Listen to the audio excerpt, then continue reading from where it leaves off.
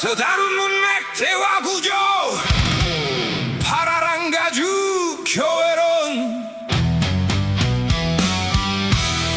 젊은 감성을 종합한 5분 강론입니다. 형제를 얻는 교회 마테오 시톤 15, 25분 강론 찬미 예수님 오늘 복음은 공동체 안에서 형제가 죄를 지었을 때 어떻게 해야 하는지를 가르칩니다. 내 형제가 너에게 죄를 짓거든 가서 단둘이 만나 그를 타일러라. 참으로 이 말씀은 쉽지 않습니다. 누군가에게 상처를 받으면 우리는 먼저 멀어지고 싶습니다. 상대방이 사과할 때까지 기다리고 싶습니다. 때로는 다른 사람들에게 그 일을 알리고 내 편을 만들고 싶습니다. 메시지 하나가 마음에 걸리면 문득 여러 생각이 떠오릅니다. 분명히 나를 무시한 거야? 확실히 일부러 그런 거야? 저 사람은 결코 변하지 않을 거야. 그러나 과연 그렇습니까? 우리는 때로 정확한 사실보다 상처받은 마음이 만들어낸 해석을 더 믿습니다. AI가 불완전한 자료로 잘못된 답을 만들어내는 것처럼 우리 마음도 부족한 정보로 상대방을 단번에 판단할 수 있습니다. 예수님께서는 이러한 관계의 오류를 바로 잡으십니다.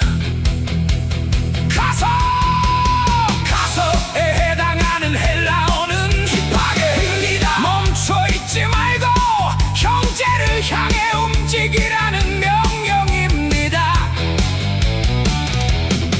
화해는 마음속 생각만으로 시작되지 않습니다.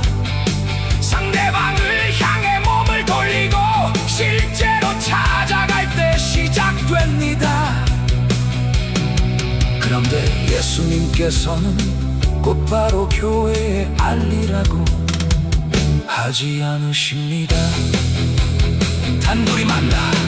왜 단둘입니까? 형제의 인격과 명예를 보호하기 위해서입니다.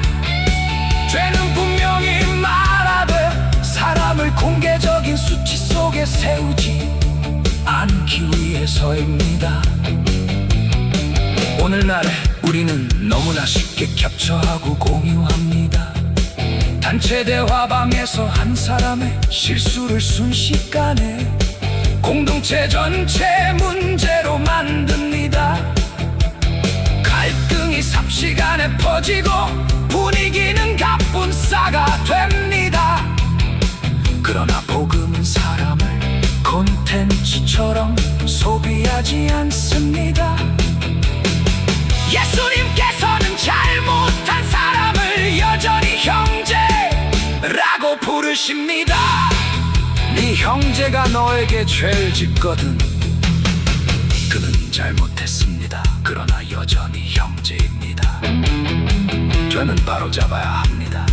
그러나 한 사람을 그의 잘못과 동일시해서는 안 됩니다. 행위는 교정되어야 하지만 사람은 구원되어야 합니다. 예수님께서는 이어서 말씀하십니다.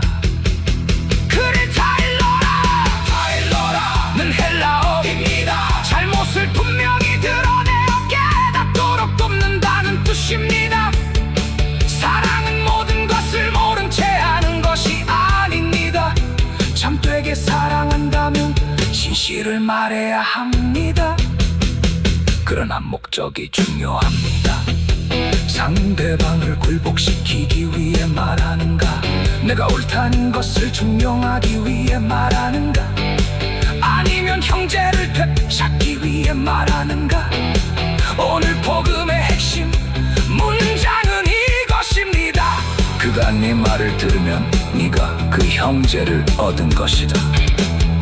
예수님께서는 네가 이긴 것이다 라고 말씀하지 않으십니다. 내 주장이 옳다고 판명되었다 라고도 말씀하지 않으십니다. 네가 그 형제를 얻은 것이다. 이것이 복음의 진짜 대박입니다.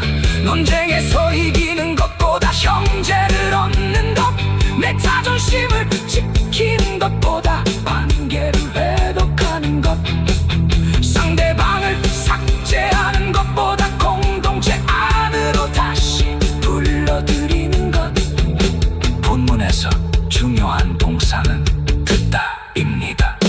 그가 내 말을 들으면 듣다는 헬러, 듣다는 헬러 아쿠어입니다. 소리를 듣는 것만이 아니야, 받아들이고 자신의 태도를 바꾸는 것을 뜻합니다.